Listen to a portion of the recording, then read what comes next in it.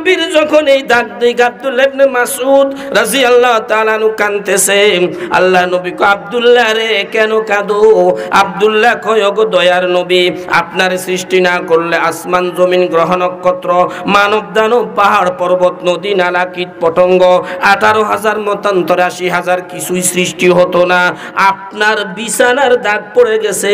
কিসরা Kaiser Rome সম্রাটেরা ওরা কত আরামের বিছানায় শুয়ে আছে, আপনি একটু অনুমতি দেন আপনার জন্য একটু নরম বিছানার ব্যবস্থা করি। আল্লাহর নবী কয় না রে না সাহাবী মালি ওয়ালিদ দুনিয়া ওয়া মা নাওয়াদ দুনিয়া ইল্লা কারাকিবিন ইস্তাজাল্লা তাহতা শাজারাতিন সুম্মা রাহা ফাতারাকাহা। এরে সাহাবী আমি তো একজন মুসাফির, আমি সফররত অবস্থায় আমার সফর চলতেছে। একজন মুসাফির ক্লান্ত পরিশ্রান্ত হয়ে একটা বৃক্ষের নিচে কিছু সময় ছায়া নিল, ওটা ত্যাগ করে আবার তার বাড়ির দিকে যেমন রওনা হলো, আমিও দুনিয়াতে মুসাফির, আমার বাড়ি হলো জান্নাত, আমি ওই দিকেই আমার সফর চলতেছে। নবী যদি মুসাফির দাবি করতে পারে মুসলমান, আমরাও তো এই জমিনের জন্য মুসাফির, কথা বলেন ঠিক কিনা? আমাদের সকলের বাড়ি হলো জান্নাত, ওই জান্নাতে আমাদেরকে যেতেই হবে। জান্নাত আমাদের মূল ঠিকানা, প্রত্যেক সম্পত্তি জান্নাতে আমরা ছিলাম। আল্লাহ তাআলা আমাদেরকে কারণে অকারণে জান্নাত থেকেই সবাইকে বাইর কইরা দুনিয়ার অন্ধকার কূপে ঢেলে দিয়েছে। উল্লাহবিতু মিনহা জামিয়া, কোরআনের আয়াত দ্বারা প্রমাণ। আল্লাহ কো তোমরা সবাই জান্নাত থেকে বের হয়ে আসো, সবাই জামিয়া।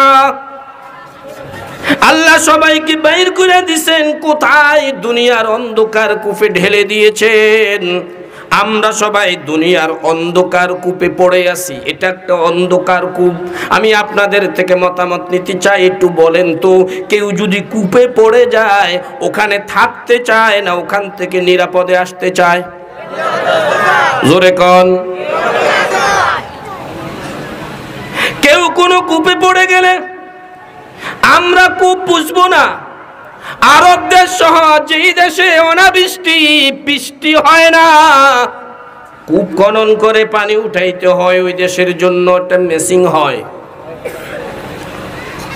একটা লোক যদি কূপে পড়ে যায়, ওই কূপ থেকে রেহাই পাইতে হলে 4টা কাজ করা লাগে। কয়টা কাজ? জোরে কোন। 4টা। 1 নম্বর, উপর থেকে কেউ একটা রশি ছাড়া লাগে। 2 নম্বর, রশিটা শক্ত এবং মজবুত হওয়া লাগে। 3 নম্বর, যিনি কূপে পড়ে আছেন তিনি রশিটাকে শক্ত করে ধরা লাগে। 4 নম্বর, যিনি উপর থেকে রশিটা ছাড়ছেন তিনি দয়া করে আবার রশিটা টানা লাগে। এই 4টা কাজের সমন্বয়ে কূপে যিনি পড়ে আছেন তিনি রেহাই পাইতে পারে। বুঝার জন্য বলতেছে। ইউসুফ পয়গম্বর কোনার ভাইয়েরা কূপে ফালাইছেনি? জোরে কোন।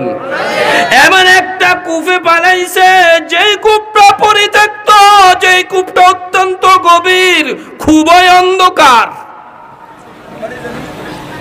ইউসুফ পয়গম্বরকে যখন কূপে ফেলতে শুরু করে, 17 বছরের যুবক জিবরাইল আমিন, তাফসীরের কিতাবের মধ্যে আছে জিবরাইল আমিন আল্লাহরে কয়, আল্লাহ তোমার বন্ধু অন্ধকার কূপে পড়বে, আমাদের সহ্য হয় না। আল্লাহ কয়, জিবরাইল রে, আমি মালিকের দয়া দেখতে চাও নাকি? আমি মালিকের কুদরত দেখতে চাও নাকি? তুমি এই কূপের তলদেশে একটা পাথর রেখে দাও, আমার ওই কুদরত দেখবা, যেই কুদরত আমার ইব্রাহিম আমার ঘর তৈরি করতে দেখেছে। সুবহানাল্লাহ। ইব্রাহিম পয়গম্বর আল্লাহর ঘর খানায় কাবা তৈরি করছে না? কথা কন। আল্লাহর ঘরটা অনেক উঁচা, ওয়ালটাকে, দেওয়ালটাকে, প্রাচীরটাকে উঠাইবার পর এখন আর লাগ পায় না। আল্লাহরে কয়, আল্লাহ উপরের দিকে আর কিভাবে উঠাবো? চমকাও নাই, লিফটেরও ব্যবস্থা নাই, আমি কিভাবে উপরের দিকে উঠাবো?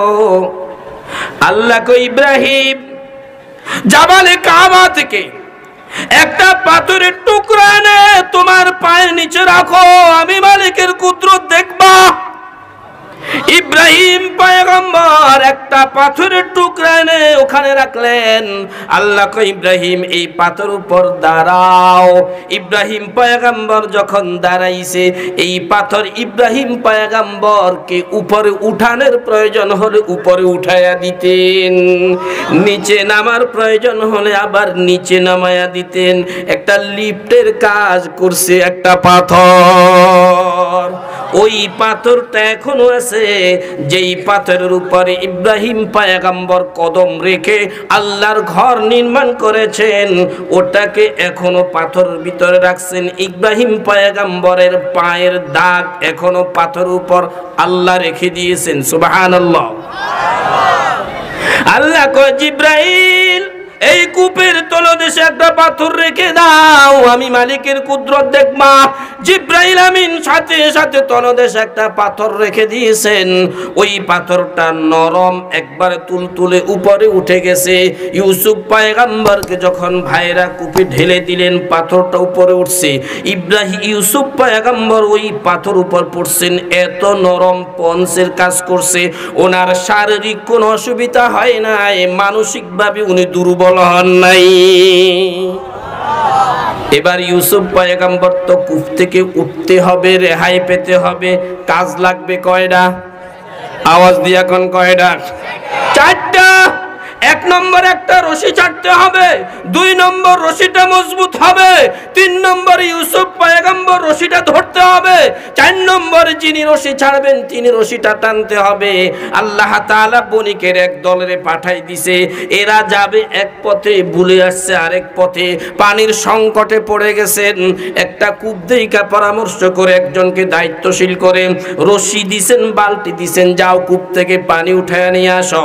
লোকটা রশিটাকে ভাইদা কূপের নিকে যখন রশিটা ঢালতেছে, ইউসুফ পয়গম্বরকে আল্লাহ তাআলা মেসেজ দিয়া দিছে, ইউসুফ এই কূপ থেকে রেহাই পেতে হলে ওই যে রশি আসতেছে রশিটাকে ধরো, লোকটা টানবে, তুমি উপরে আসতে পারবা।